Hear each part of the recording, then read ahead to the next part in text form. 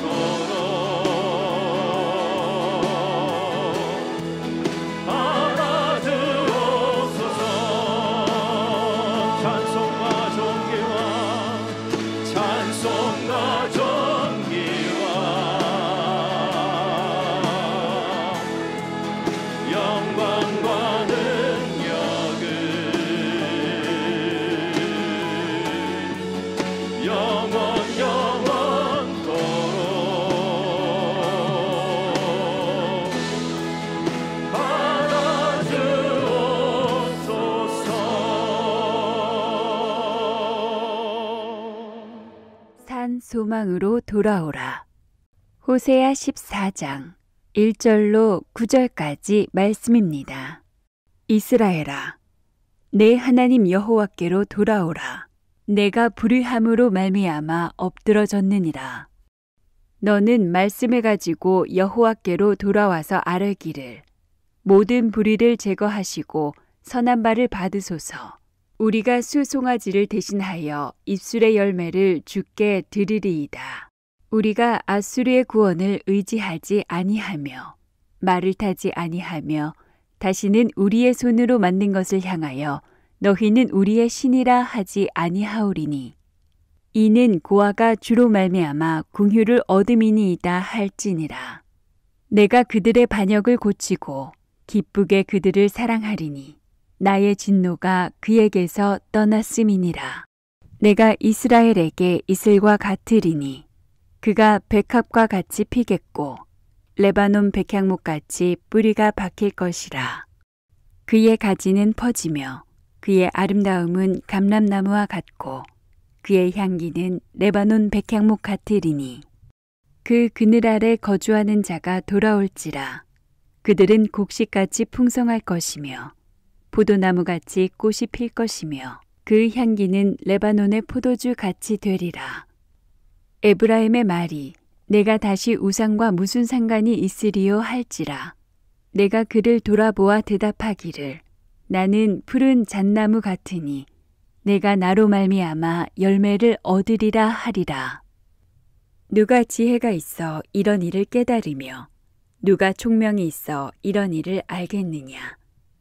여호와의 도는 정직하니 의인은 그 길로 다니거니와 그러나 죄인은 그 길에 걸려 넘어지리라. 아멘. 소망에는 두 가지 종류가 있습니다. 하나는 산 소망이고 또 하나는 죽은 소망입니다. 죽은 소망이라고 하는 것은 겉모양은 있지만 그 실체가 없는 경우에 죽은 소망이라고 말을 합니다. 예를 들어서 혼자만의 망상이나 또 막연한 바람 같은 것은 희망의 실체가 보장되어 있지 않습니다.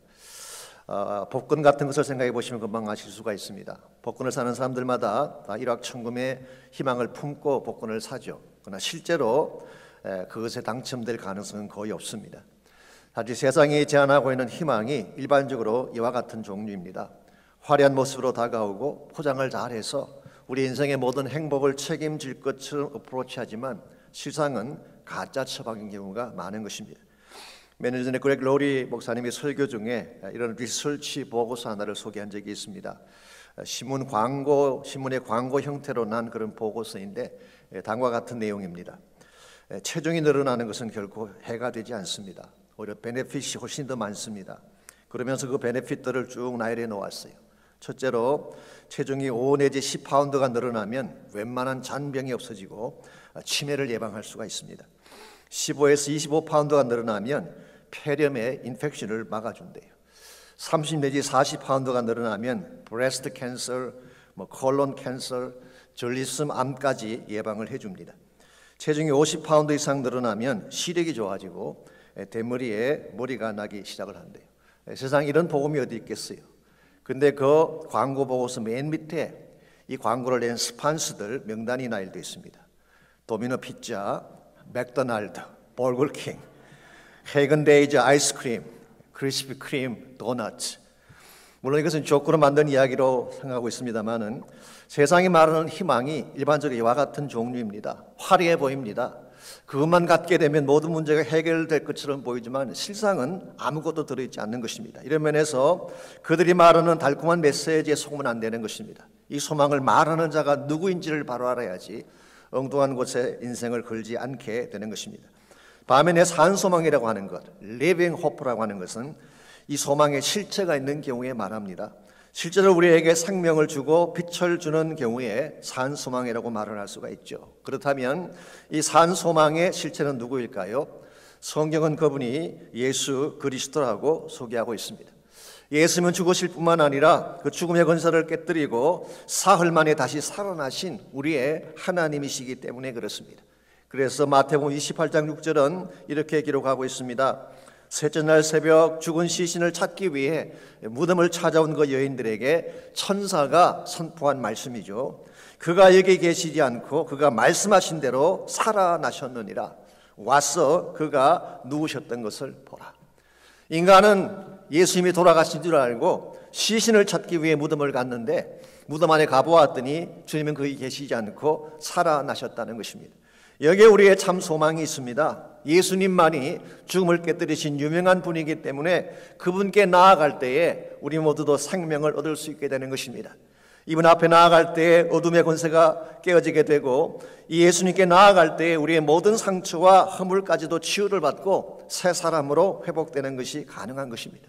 왜냐하면 그분은 살아나셨을 뿐만 아니라 지금도 우리 안에 살아계신 living hope, 산 소망이시기 때문에 그렇습니다. 그러므로 어떤 깨어진 인생이라고 할지라도 어떤 상한 인생이라고 할지라도 이 주님께로 나아가기만 하면 return to the Lord, 주님께 나아가기만 하면 다시 회복이 일어나고 새 삶을 사는 것이 가능해지는 것입니다.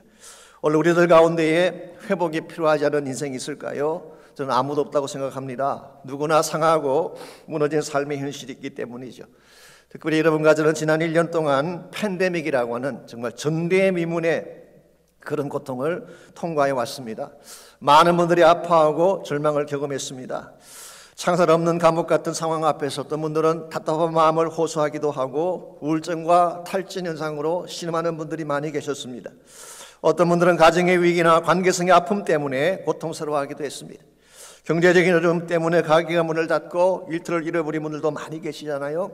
심지어 어떤 분들은 육신의 질병 때문에 아픔의 날들을 보내기도 했습니다. 이와 같이 깨어지고 상한 심령들에게 필요한 것이 recovery, 회복인 것입니다.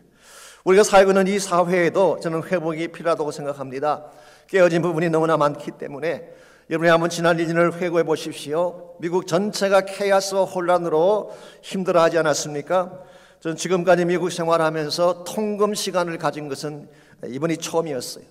한국에도 지금은 통금 시간이 없는데 자유맹주국이라는 미국의 커퓨를 경험했다는 것이 참 놀라운 일입니다. 뿐만 아니라 지금도 진행 중에 있는 hate crime, 인종정오 범죄 같은 것, 총기 사건, 마약, 동성애 등 정말 미국 전반이 무너지는 듯한 현실을 보고 있지 않습니까? 이와 같은 미국 사회에 필요한 게 뭘까요? recovery, 회복이 필요한 것입니다. 심지어 우리가 속해 있는 교회에도 회복이 필요합니다. 왜냐하면 언제부터인가 복음이 식어가고 영성이 침체되어져 가고 있기 때문에 하나님의 교회에도 회복이 필요한 것입니다. We all need recovery. 자, 문제는 이와 같은 회복을 우리가 다 얻어야 되는데 어디로 가야지 참된 회복이 가능하냐는 것입니다. 아무리 회복을 열망하고 소원한다고 할지라도 바른 회복의 원천을 찾지 못한다면 우리는 회복을 경험할 수가 없습니다. 우리 인생의 모든 침체와 절망을 깨뜨리고 여러분 삶 속에 참된 회복의 소망을 줄 수 있는 분이 누구일까요? 성경은 그분을 예수 그리스도라고 소개하고 있습니다. 말씀드린 것처럼 그분은 유일하게 사망 권세를 깨뜨리고 다시 사신 Living Christ, 살아있는 하나님이시기 때문에 그렇습니다. 어떤 개인이건 어떤 민족이건 어떤 공동체이건 그분에게로 돌아가기만 하면 생기를 얻고 회복할 수가 있습니다.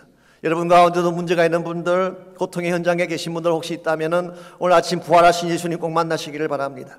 그분께 돌아가기만 하면 그분이 우리에게 참된 회복을 주실 수 있기 때문에. 자, 그렇다면 우리 모두가 회복이 필요한데 참 소망 대신 주께로 돌아가서 회복을 누리려면 무엇이 필요할까요? 그리고 그때 우리가 누리게 될 축복은 구체적으로 어떤 것들일까요? 오늘 주신 본문을 중심으로 이것을 함께 정리해 보려고 합니다. 오늘 본문의 말씀은 호세아서의 마지막 결론 부분이죠. 호세아서를 지금까지 같이 우리 다뤄왔는데 전반적인 주제, 이걸 controlling purpose라고 말합니다. 이 호세아서 전반을 흐르고 있는 주제는 하나님의 언약이었습니다. 그리고 이 언약의 밑바탕에는 하나님의 무조건적인 사랑이 담겨져 있죠. 사실 하나님이 이스라엘을 선택한 것은 그들이 잘나고 강대한 국가이기 때문이 아니었습니다. 그들은 애굽의 종살이하던 노예 아니었습니까? 근동 지역에서도 가장 미약하고 숫자적으로 작은 민족이 이스라엘이었습니다. 그럼에도 불구하고 하나님은 그들을 마치 존귀한 신부같이 여기고 아내로 맞이했습니다. 근데 그들은 어떻게 했나요? 고멜과 같이 하나님을 저버리고 우상을 선택한 것입니다. 그렇다면 마땅히 버려야 되고 마땅히 심판해야 되는데 하나님은 그들을 버릴 수가 없습니다. 왜냐하면 사랑하기 때문에. 그래서 정말 혹독한 심판에 대한 말씀을 반복하셨지만 하나님의 본심은 어떻게 했는지 그들을 건지시고 싶어 하셨어요. 그래서 오늘 1절 말씀 보시면은 하나님은 다시 한번 선지자를 통해서 그들에게 호소를 하고 있습니다. 그리고 이 호소는 maybe 마지막 호소일 가능성이 많습니다. 1절 말씀 봅니다. 이스라엘아 네 하나님 여호와께로 돌아오라. 내가 불의함으로 말미암아 엎드려졌는지라. 여기 마지막 호소가 뭔가요? Return to the Lord. 여호와께로 돌아오라고 하는 것입니다. 자, 왜 호세아는 주께로 돌아오라고 그렇게 호소하고 있는 것일까요? 1절 하반부가 그 이유를 설명해 주고 있습니다. 내가 불의로 말미암아 엎드려졌기 때문이다. 이게 엎드려졌다는 말은 downfall, 붕괴했다 그런 뜻입니다. 킹 제임스 버전은 thou hast fallen. 이 fallen이란 말은 넘어졌다, 망했다 그렇게 번역할 수 있는 단어입니다. 이것은 그들의 상태가 죽은 자와 같다는 뜻입니다. 겉모양은 화려하고 활발하게 움직이니까 살았다고 말할 수 있는지 모르지만 실상은 죽은 자들이 이스라엘이었어요. 왜냐하면 하나님과 단절되어 있었기 때문에. 여러분 여기 기억해야 될 중요한 진리가 있습니다. 어떤 개인이든 하나님과 단절되면 죽은 상태예요. 어떠한 단체나 어떠한 민족이든지 하나님과 단절되면 죽은 민족이에요. 생명의 근원이 하나님께 있기 때문에 그렇습니다. 저는 교회도 마찬가지라고 생각을 합니다. 하나님과 단절되면 죽은 교회가 되는 것입니다. 요한계시록 3장에 보시면 사대교회가 나오죠. 사대교회를 향한 책망의 말씀이 뭔가요? 너가 살았다는 이름은 가졌으나 죽은 자라고 했어요. 그 모양은 멀쩡한데 그 속을 들여다보니까 하나님이 안 계셨어요. 하나님이 기뻐하지 않는 것들로 꽉 차 있었어요. 이와 같이 정말 하나님을 떠나갔기 때문에 죽은 자들, 하나님을 떠나갔기 때문에 소망 없이 무너진 자들에게 너희들이 살 길이 뭐라는 것입니까? Return to the Lord. 주께로 돌아오라고 하는 것입니다. 여러분과 제가 주님께로 돌아가기만 하면 주님은 여러분과 저에게 새로운 축복을 주실 수가 있습니다. 그분은 우리의 산 소망이시기 때문에 그렇습니다. 자, 그렇다면 어떻게 하면 우리가 주님께로 돌아갈 수가 있을까요? 1절과 3절을 보시면은 주님께로 돌아갈 수 있는 방법을 소개하고 있습니다. 2절 3절입니다. 너는 말씀을 가지고 여호와께로 돌아와서 아뢰기를 모든 불의를 제거하시고 선한 바를 받으소서. 우리가 수송아지를 대신하여 입술에 열매를 주께 드리리이다. 여기 말씀이라는 표현이 나오는데 이 말씀은 하나님의 말씀을 의미한다기보다는 우리 입술로 고백하는 고백을 말한다고 하는 것이 좋습니다. 그래서 영어 성경 보시면은 Bring your confessions, 너희들의 자백을 가져오라 그렇게 번역을 했습니다. 그래서 오늘 성경은 입술의 열매를 주께 드린다고 그렇게 표현한 것입니다. 자, 우리가 주님께로 돌아가는 첫 번째 스텝은 뭐라는 것입니까? 우리의 입술로 죄를 자백하는 것입니다. 주님 잘못했습니다. 죄인입니다. 용서해 주십시오. 우리가 하나님께 돌아가는 첫 번째 단계는 입술로 자백을 하는 것입니다. 이것만으로 충분하지가 않습니다. 3절 말씀 보시면은 우리가 주님께로 돌아가는데 필요한 두 번째 단계가 나와 있습니다. 그것은 삶의 방향을 턴하는 것입니다. 3절 우리가 아수르의 구원을 의지하지 아니하며 말을 타지 아니하며 다시는 우리 손으로 만든 것을 향하여 너희는 우리의 신이라 하지 아니하오리니 이는 고아가 주로 말미암아 긍휼을 얻었음이니이다 할지니라. 그동안 아수르를 향해 손을 내밀었는데 더 이상 아수르를 의지하지 않겠다는 것입니다. 그동안 손으로 만든 우상을 신이라고 경배를 했는데 더 이상 우상에게 절하지 않겠다는 것입니다. 쉽게 정리하면 세상을 향했던 나의 마음, 이 금송아지를 향했던 나의 마음을 돌이켜서 주님께로 나가겠다는 것이죠. 이것을 우리는 회개라고 부르는 것입니다. 회개라고 하는 것은 방향을 바꾸는 것입니다. 내 삶의 디렉션을 주께로 향하는 것입니다. 나의 마음의 방향을 주님께로 돌리는 것입니다. 이와 같이 이스라엘 백성이 주께로 돌아오게 되면 하나님 어떤 축복을 그들을 향하여 주실까요? 5절 말씀 보시면 나와 있습니다. 그가 백합화 같이 피겠고 레바논 백향목 같이 뿌리가 박힐 것이라고 했어요. 다시 예전의 영광과 예전의 아름다움을 회복하고 백향목처럼 뿌리가 견고한 나라로 세우시겠다는 것입니다.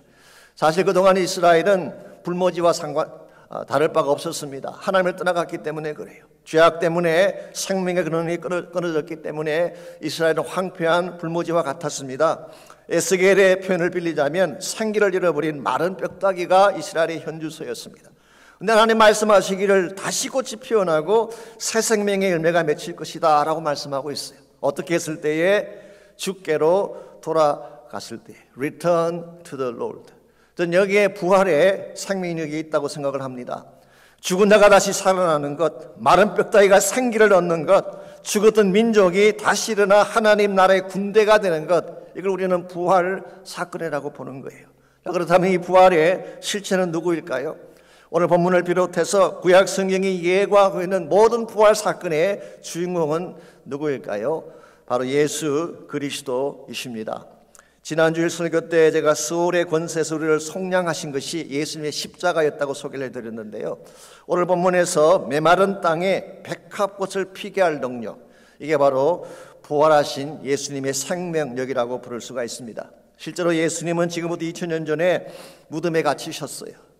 십자가 체형을 당하시고 죽으신 것입니다. 그랬는데 셋째 날 무덤을 깨고 부활하셔서 지금도 살아 계십니다. 그리고 다시 오셔서 온 땅을 회복하시고 하나님 나라를 세우실 산 소망이 예수 그리스도인 것입니다. 여러분과 제가 이 예수님을 만날 때에, 예수 그리스도의 부활의 능력을 체험할 때에 어떤 상태까지 내려갔을지라도, 우리 삶이 아무리 황폐하고 깨어져 있을지라도 다시 꽃이 피는 영광된 인생으로 회복될 수가 있는 것입니다. 여러분, 부활의 예수님을 만나셨는지요? 아니면 이렇게 질문하는 게 어떨지 모르겠습니다. 진짜 예수님이 부활했다고 믿고 계시는지요? 사실 부활을 믿지 않는 분들이 많이 계세요. 어떤 분들은 예수님의 부활을 픽션이라고, 소설 같은 이야기라고 설명하는 분들도 있습니다. 어떤 신학자는 부활은 신화다, 미살러지, 신화다, 그렇게 설명하는 유명한 학자도 있습니다. 막연한 기적이다, 막연한 기대다, 가정이다, 그렇게 말하는 분들이 많이 계세요. 그러나 그 사람들이 뭐라고 말을 하든지 성경은 예수님이 실제로 부활하셨음을 말씀하고 있어요. 부활은 historical fact예요. 누구도 부인할 수 없는, 그리고 지금도 살아계신 예수 그리스도. 여러분이 이 부활하신 예수를 만나고 그 부활의 능력이 여러분 삶 가운데 임하기 시작하면 변화가 일어나기 시작하고 새 삶의 축복이 주어지게 되는 것입니다. 여러분과 제가 진실로 부활하신 예수를 만나고 그분 안에 거하게 되면 우리가 어떤 복을 누리게 될까요? 오늘 본문에 보시게 되면 주께로 돌아왔을 때 비로소 누릴 수 있는 세 가지 축복이 오늘 본문에 소개가 되어 있습니다.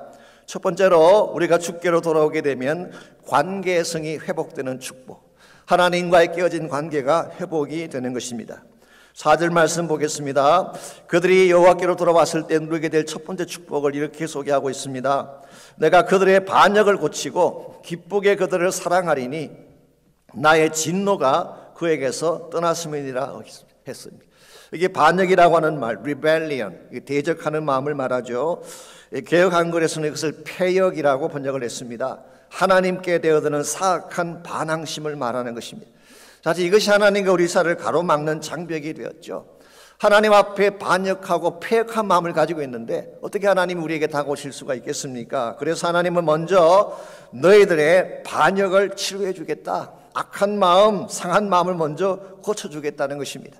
이걸 치유하게 되면 그 다음 단계가 뭔가요? 기쁘게 그들을 사랑하게 될 것이다. freely, willingly 그들을 사랑할 것이라고 말씀하고 있습니다. 사실은 하나님의 사랑은 언제나 흐르고 있었죠. 항상 거기에 계셨습니다. 그런데 그들의 죄악 때문에 그 사랑이 막혀 있었던 것입니다. 그런데 이제 그 죄악을 처리하고 나면 다시 하나님의 사랑이 흐를 것을 약속한 것입니다. 여러분, 우리 심령 가운데에 하나님의 사랑이 임하고 이 사랑을 누리며 산다는 것이 얼마나 큰 축복인지 아십니까? 사실 우리 인생의 모든 문제는 이 사랑의 결핍에서 온다고 말할 수가 있어요. 자녀들이 빗나가는 것, 사랑의 결핍 때문입니다. 자존심이 상실되고 쉽게 상처받는 것, 사랑의 결핍 때문에 그런 것입니다. 이런 의미에서 다른 모든 것을 다 가져도 사랑이 없으면 고아가 되는 것입니다. 항상 고독하고 외롭고 버림받은 존재처럼 살게 되는 이유, 이게 바로 사랑 없는 인생의 현실입니다. 실제로 오늘 본문의 이스라엘 백성이 그동안 그런 모습으로 살아왔던 것 같습니다. 3절 하반부를 잠깐 보시면 그들이 아스루와 우상 숭배에서 돌아서면서 이런 고백을 했습니다. 이는 고아가 주로 말미암아 긍휼을 얻어매니이다. 영어 성경 보시면은 in you alone, 당신 안에만, 주님 안에만 the fatherless find compassion. 이 fatherless라고 하는 것이 바로 고아를 말하는 것입니다. 아버지 없는 자가 그때 비로소 참 사랑을 발견하게 된다. 이런 고백을 했어요. 그동안 이스라엘 백성은요, 철없는 어린아이처럼 아수르를 따라다녔습니다. 그리고 이방 신들을 섬기며 살아왔죠. 그랬는데 정말 그들이 어려운 일을 당할 때에 그들이 이스라엘을 도왔나요? 이스라엘을 품어주고 상처를 치유해 주었나요? 그렇지 않았습니다. 아수르를 포함해서 모든 이방 땅에 있는 신들은 압제하는 자들이었어요. 탈취하는 자들이었어요. 오히려 그들을 짓누르던 것입니다. 이와 같이 하나님 떠난 가운데에 탈취당하고 짓눌리고 빼앗기던 이스라엘 백성이 주님께 돌아와 보니까 주님 안에 그들이 그토록 갈망하던 사랑이 있더라는 것입니다. 이게 대단한 축복입니다. 여러분, 세상은 여러분과 저에게 참 사랑을 줄 수가 없습니다. 세상이라고 하는 것은 아신 대로 조건적인 사회 아닙니까? 이익 따라 움직이는 사회 아닙니까? 우리에게 진정한 차원의 사랑을 줄 수가 없는 것입니다. 여러분이 그래서 세상 믿고 따라다니게 되면 언젠가 상처받을 수밖에 없는 것입니다. 그러나 하나님은 다릅니다. 우리 연약함을 아시고 우리의 부족함을 아시고 우리를 꼭 챙겨주시는 하나님, 어떤 상황이 벌어져도 우리의 손을 놓지 않고 책임져 주시는 분이 바로 여러분과 저를 사랑하시는 하늘 아버지이십니다. 그러므로 여러분이 이 하나님 아버지 사랑 안으로 들어와야지, 이 사랑을 실제로 체험해야지 상실했던 모든 것들을 회복하고 참된 차원의 행복을 갖게 되는 것입니다. 여러분 잘 아시는 영화 중에 닥터 지바고라는 영화가 있었죠. 이 닥터 지바고라는 것은 원래 원작자는 러시아 사람인데 주연 배우 오마 샤리프는 이집트 사람. 영화를 제작한 나라는 미국이었어요. 특이한 영화인데요, 엄청난 대작이었죠. 이 영화의 마지막 장면을 보면은 장군과 타냐라고 하는 어린 소녀가 대화하는 장면이 나옵니다. 장군이 묻습니다. 어떻게 하다가 아버지와 헤어지게 되었느냐? 그때 타냐가 대답을 합니다. 혁명의 와중이라 거리는 불이 나고 혼자 반 통에 그만 아버지를 잃어버렸습니다. 그때 장군이 타냐를 다그칩니다. 헤어지게 된 진짜 이유를 말이야. 그러자 타냐는 차마 입 밖에 내놓고 싶지 않았던 말을 토해내게 됩니다. 사실은 아버지가 손을 놓아버렸어요. 이 말을 들은 장군이 타냐에게 말을 하죠. 내가 너에게 사실을 가르쳐주마. 코마로프는 내 친아버지가 아니었단다. 너희 아버지는 닥터 지바고야. 그리고 한마디를 덧붙여줍니다. 만일 그가 너의 친아버지였더라면 아무리 거리에 불이 나고 혁명의 와중이라고 해도 절대 너의 손을 놓지 않았을 거야. 여러분, 여기에 진짜와 가짜의 차이가 있습니다. 가짜는 어떤 상황이 닥쳐오게 되면 잡았던 손을 놓칠 수 있는 거예요. 진짜 아버지는 그렇지 않습니다. 무슨 일이 일어나도 딸의 손을 놓지 않는 것이 아버지예요. 꼭 잡고 끝까지 책임지고 지켜주는 것이 진짜 아버지. 왜냐하면 그 딸을 사랑하기 때문에 그런 것입니다. 하늘 아버지도 마찬가지입니다. 환경이 아무리 악화되어졌다고 해도 하나님 아버지는 우리를 버리지 않습니다. 우리가 미숙하기도 하고 모자라기도 하지만 우리를 배척하지 않습니다. 어떤 문제가 생겨도 나의 손을 꼭 잡고 어떤 고난 가운데서도 나와 함께 동행하시는 분이 하나님이시기 때문에 이 사랑을 만나야지 진짜 여러분이 바른 인생을 살 수 있는 거예요. 여러분 가운데 아직도 이 사랑을 만나지 못한 분이 계신다면 Return to the Lord, 주께로 돌아오시기를 바랍니다. 하나님은 여러분을 기다리고 계세요. 모든 사랑의 가능성을 다 이뤄놓고 기다리고 계시기 때문에 돌아가기만 하면 그 사랑 붙들 수 있고 그 사랑의 행복을 누리게 되는 것입니다. 두 번째로 주께로 돌아오게 되면 이스라엘의 생명력을 누릴 수 있게 됩니다. 오늘 말씀 보시면 내가 이스라엘에게 이슬과 같으리라 이런 표현이 나오죠. 이게 이슬이라는 단어가 나오는데요, 여러분은 이슬이라고 하면 어떤 이미지가 떠오르시나요? 청초한 이미지, 마운틴 듀 같은 음료수, 우리 한국 같은 경우는 참이슬, 참이슬은 진로라고도 부르기도 합니다만은, 제 같은 경우는 긴밤 지새고 풀잎마다 맺힌 진주보다, 우리 김민기 씨가 만든 아침 이슬이 생각나기도 합니다만은, 이스라엘 백성에게 있어서 이슬이라고 하는 것은 특별한 의미를 갖고 있었습니다. 이 팔레스타인 지역은 1년 내내 비가 오는 지역이 아니라 우기와 건기가 구별되어 있습니다. 우기라고 하는 것은 일반적으로 10월부터 시작을 해서 그 다음에 4월, 5월까지 계속이 됩니다. 그래서 10월과 11월에 집중적으로 내리는 비를 이른비라고 부르고 4월과 5월에 내리는 비를 늦은비라고 부르고 있죠. 자, 그렇다면 7월과 8월 이 기간은 비가 내리지 않는 건기인데 이 건기 기간에는 식물들이 어떻게 생존할 수가 있을까요? 이때는 아침에 내리는 이슬을 먹고 식물이 자란다고 합니다. 특별히 작은 식물들, 연한 풀들은 이슬을 먹고 성장을 하는 것입니다. 이런 측면에서 이슬이라고 하는 것은 연약한 자들을 위해 베푸시는 하나님의 특별한 은혜를 상징한다고 말할 수가 있습니다. 여러분, 우리 인생에는요, 때로 소낙비같이 부어주시는 하나님의 은혜가 필요할 때도 있지만 말없이 적셔주는 이슬 같은 은혜, 이것도 대단히 소중한 것입니다. 보이진 않지만 그것이 우리에게 심어주는 생명력과 신신함이 있기 때문에 그렇습니다. 이와 같은 이슬의 축복을 성령의 타치가 아닌가 그렇게 생각을 합니다. 성령의 역사라고 하는 것은 때때로 신비롭고 비밀스러울 때가 많기 때문에 그렇습니다. 하나님은 능력의 하나님이시죠. 창세기 1장에 나타난 하나님은 엘로힘, 천지를 창조하시고 우주를 다스리시는 파워풀한 하나님이 우리 하나님이에요. 그런데 때때로 그 하나님은 이슬같이 우리 심령 가운데 임하셔서 나를 만나주시고 나에게 비밀스러운 복을 부어주시는 하나님, 참 얼마나 이슬이 귀한지 모르겠어요. 여러분의 삶 가운데 혹은 이스라엘 백성에게 이슬 같은 은혜가 임하면 어떤 복이 주어지게 될까요? 5절에서 7절을 보시면은 이슬이 가져올 영적 생명력을 이렇게 소개하고 있습니다. 첫 번째로 5절 말씀, 그가 백합화와 같이 피어나리라. 여기서 그는 이스라엘을 말합니다. Israel will blossom like lily. 이스라엘이 마치 백합처럼 피어나게 되리라. 이것은 황무지같이 죽었던 그 땅에 맑고 청아한 생명의 꽃이 피어남을 의미하는 것입니다. 여러분, 비를 많이 맞고 화원에 피어는 꽃도 아름답지만요, 이슬을 맞으면서 피어난 사막의 백합꽃도 신비롭고 아름답다는 사실을 아십니까? maybe 그래서인지 모르지만 마태복음 6장에 보시면은 예수님께서 솔로몬의 모든 영광이 들의 백합꽃보다 못하다 그런 말씀하셨는데, 들판에 피어있는 백합꽃, 사막에 피어있는 백합꽃, 이건 하나님이 주신 특별한 은혜의 꽃이에요. 인위적으로 만든 아름다움보다 자연 속에 피어난 꽃이 더 아름다울 수 있다. 이게 주님의 관점이었던 것 같습니다. 두 번째로 레바논의 백향목같이 뿌리가 박힐 것이다. 여기 백향목은 소나무과에 속하는 시더를 말하는 것이죠. 그런데 뿌리가 깊고 곧게 자라기 때문에 재질이 단단하고 키가 큽니다. 그래서 일반적으로 성전을 지을 때나 궁전을 지을 때 가장 많이 사용한 나무가 백향목이었죠. 하나님은 이스라엘이 다시 백향목처럼 견고한 나라가 되어서 일어서게 될 것을 말씀하는 것입니다. 세 번째 6절을 보시면은 그 가지가 퍼질 것이라고 했어요. 이스라엘의 영향력이 확장되어지고 땅 끝까지 번져갈 것을 예고한 것입니다. 네 번째로 7절을 보시게 되면 그 그늘 아래에 거주하는 자가 돌아온다고 했어요. 그 백향목의 그늘 아래에 거주하기 위해서 각국에서 사람들이 몰려올 것을 의미하는 것입니다. 여러분, 이와 같은 말씀들을 읽으면서 어떤 그림을 떠올리시나요? 아니, 실제로 여기에 나열된 이 모든 것들이 언제 어떻게 성취가 되어질까요?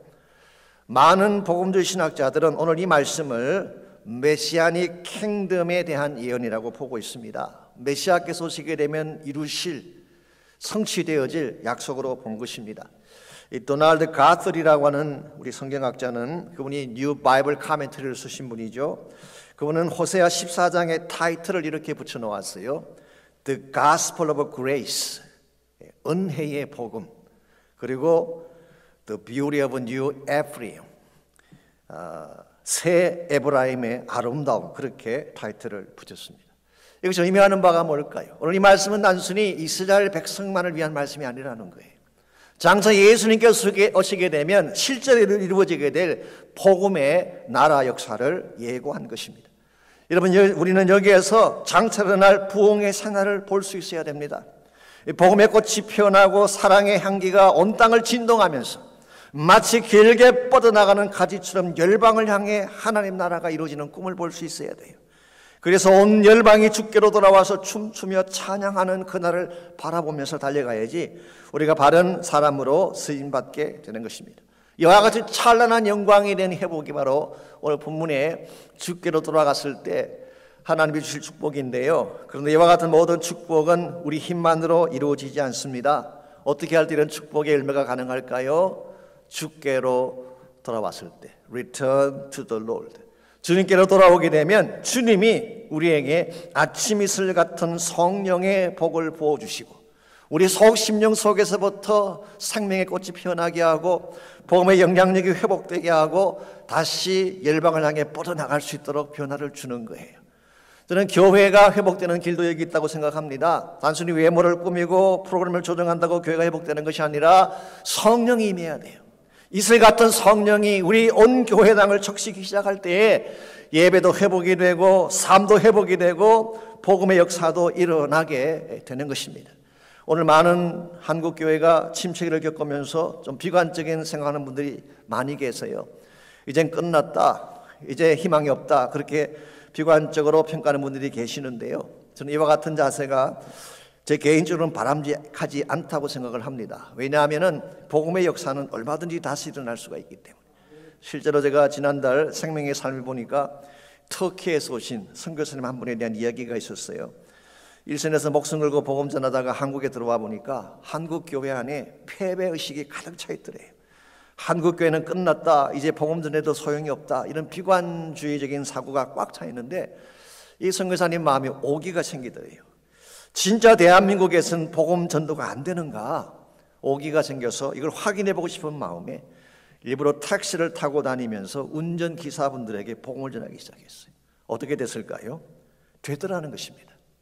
복음 들은 그 운전기사분들이 눈물을 흘리면서 복음을 받아들이기도 하고 심지어 어떤 분은 이렇게 말을 했다고 합니다. 자기 주변에 교회 다니는 사람도 많고 목사님들도 많이 계시는데 왜 자기에게 이런 복음을 전해주지 않았는지 모르겠다고. 여러분, 복음에 문제가 있는 게 아닙니다. 우리에게 문제가 있는 거예요. 복음은 예나 지금이나 똑같아요. 2000년 전에도 복음이고 지금도 스틸 복음이에요. 복음 안에는 하나님의 무조건적인 사랑이 있습니다. 십자가가 있어요. 복음 안에는 죽은 자도 살게 하는 부활의 능력이 있습니다. 여러분이 복음을 복음되게 하면 세상은 변하는 것입니다. 우리 힘으로 복음을 새롭게 만들 수 없지만 우리 안에 이슬 같은 성령이 임재하셔서 내 마음을 바꾸어 주시게 되면 다시 복음이 살아나는 거예요. 그때 교회가 회복이 일어나기 시작하고 참된 부흥의 아침이 시작이 되는 것입니다. 이와 같이 말라버린 인생, 절망한 인생이 주께로 돌아오게 되면 1차적으로는 하나님의 사랑을 누릴 수가 있게 됩니다. 두 번째는 이슬 같은 성령을 통하여 생기를 얻게 되고 회복을 갖게 되는 것입니다. 마지막 세 번째로 주께로 돌아오게 되면 상록수의 축복을 누릴 수가 있습니다. 이 말은 변치 않는 주님의 임재를 누리게 된다, 그런 뜻입니다. 8절 말씀 보겠습니다. 에브라임의 말이 내가 다시 우상과 무슨 상관이 있으리요 할지라 내가 그를 돌아보아 대답하기를 나는 푸른 잣나무 같으니 내가 나로 말미암아 열매를 얻으리라 하기라. 여기 보게 되면 나는 푸른 잣나무 같다, 하나님 자신을 푸른 잣나무라고 표현을 했는데요. 여기서 잣나무라는 이것은 여러분이 흔히 생각하는 그 잣나무가 아닙니다. 이 그린 파인 트리라고 번역을 했어요. 이 푸른 소나무를 말하는 것입니다. Good News Translation GNT 바이블은 이것을 이렇게 번역을 해놓았습니다. Evergreen tree, like an evergreen tree, I will shelter them. 마치 상록수와 같이 내가 그들과 함께 하리라. 이게 하나님의 약속이에요. 여러분, 상록수는 변함이 없는 나무입니다. 시즌에 상관없이 항상 푸르고 항상 그 자리에 서 있는 것이 바로 상록수인데 우리 하나님이 그런 분이시란 뜻입니다. 하나님은 변함이 없으세요. 봄, 여름, 가을, 겨울 계절이 바뀌어도 언제나 푸른 모습으로 언제나 그곳에 서 계셔서 우리의 버팀목이 되어주시는 거예요. 솔직히 인간은 그렇지 않지 않습니까? 계절 따라 변하는 것이 인간의 속성입니다. 우리 인생에 봄날이 왔을 때는 많은 자들이 다가오지만요, 인생의 겨울이 찾아와 보세요. 떠나가는 것이 보편적인 인간의 모습이죠. 그래서 우리가 섭섭해하고 상처를 받는데 하나님은 그렇지 않다는 것입니다. 왜냐하면 하나님은 evergreen tree, 우리의 상록수가 되시기 때문에 우리가 잘났을 때도 거기 계시고 못났을 때도 거기 계시고 우리가 성공할 때도 거기 계시지만 이번 우리가 실패할 때도 하나님 여전히 거기 계시는 evergreen tree. 여러분, 이 상록수이신 하나님에게 여러분 삶의 거처를 두셔야지 무슨 일을 당해도 흔들리지 않을 수가 있습니다. 아무리 삶이 암담하게 변화되어져 가도 하나님께로 돌아가서 그분을 붙잡게 되면 하나님이 새 생명의 능력을 부어주시는 거예요. 하나님은 그린 트리이시기 때문에. 제가 얼마 전에 받았던 이메일에 소개된 간증 한 편을 소개해드리고 말씀을 맺으려고 합니다. 여러분 잘 아시는 김의신 박사가 쓴 글인데요. 이분은 휴스턴에 있는 그 MD 앤더슨 암센터에서 오랫동안 정교수로 계시던 분 아닙니까? 이분이 그 암센터에서 일을 하는 가운데에 의학적으로 설명할 수 없는 케이스를 20번 이상 보았다는 간증을 하셨어요. 예를 들면 이런 것입니다. 어떤 환자를 병원에서 포기를 하고 더 이상 가능성이 없으니까 호스피스로 보냈습니다. 이것은 이제 죽음을 준비하라 그런 뜻이죠. 그랬는데 호스피스에 들어간 환자가 안 돌아가시는 거예요.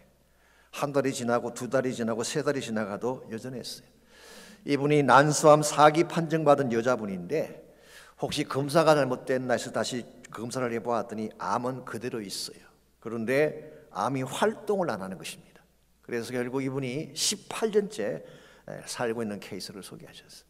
이 저의 말이 아닙니다. 제가 하는 말이라면 혹시 뻥을 치나 그럴지 모르겠지만 암센터, 암 세계적인 전문가가 하신 말이기 때문에 신뢰해도 괜찮을 것입니다. 근데 이와 같은 기적적인 케이스를 경험하는 사람들에게는 공통점이 하나 있대요. 그게 뭐냐고 하면 이 환자들이 항상 하나님으로 가득 차 있다는 것입니다. 그의 생각, 그의 마음, 그의 모든 시간이 하나님으로 가득 차 있기 때문에 암을 생각할 틈이 없대요.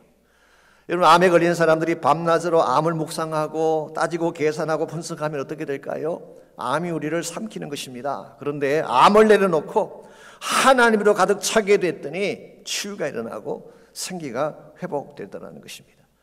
여러분들 무슨 일을 당하든지 문제에 집중하시면 안 됩니다. 문제에 집중하면 문제가 우리를 삼키는 것입니다. 근데 하나님께 집중하고 그분에게 모든 것을 내어드리게 되면 우리의 에버그린 되심, 에버그린 트리가 되시는 그 하나님이, 상록수이신 그 하나님이 생명의 능력을 부어주시고 우리 삶 가운데 새로운 소망의 아침이 열리게 하시는 것입니다. 그러므로 키는 뭐라고요? Return to the Lord, 주님께로 돌아가는 것입니다. 오늘 아침 여러분 가운데에 상처를 받으신 분도 계실 것이고 답답한 가운데 계신 분도 있을지 모르겠어요. 정말 너무나 오랜 시간 동안 팬데믹의 고통을 통과하는 중에 탈진되어지고 이제는 더 이상 일어날 소망이 없다고 생각하는 분도 계실지 모르겠습니다. 그러나 아직 끝이 아니에요. 우리에게는 산 소망이신 예수님이 계시기 때문에 예수 그리스도는 우리의 living hope, 산 소망이 되십니다. 저는 이 아침 여러분 한 분 한 분이 참 소망 되신 예수님을 가슴에 안고 기도하시기를 바랍니다. 부활의 능력을 나의 심령 가운데 부어달라고 기도하시기를 바랍니다. 나의 마음속에 혹시라도 코로나가 남긴 어둠의 그림자가 남아있다면 생명의 권세로 제거시켜달라고 기도하시기를 바랍니다. 우리 모두의 마음속에 성령의 은혜가 필요합니다. 정말 아침 이슬같이 나의 마음을 적셔주고 내 심령 가운데 생기를 회복시켜주는 성령의 은혜 얼마나 필요합니까? 여러분 기도하실 때에 성령님 임하여 주십시오. 고요하게 조용하게 비밀스럽게 그러나 나의 마음 깊은 곳에 나를 변화시키는 성령의 은혜를 받고 싶습니다. 기도하며 나가는 시간이 있기를 바랍니다. 이 시간 동안 교회를 위해서 기도하실 때에 교회가 다시 회복될 수 있도록 다시 이 복음의 부흥이 일어날 수 있도록 모든 하나님의 교회들마다 다시 새롭게 일어나서 주의 나라 영광 위에 달려갈 수 있도록 기도해 주시기를 바랍니다. 증량 못하리 한없는 은혜 경험 못해 만유의 주님 영광 버리고 온갖 멸시 감당하셨네 주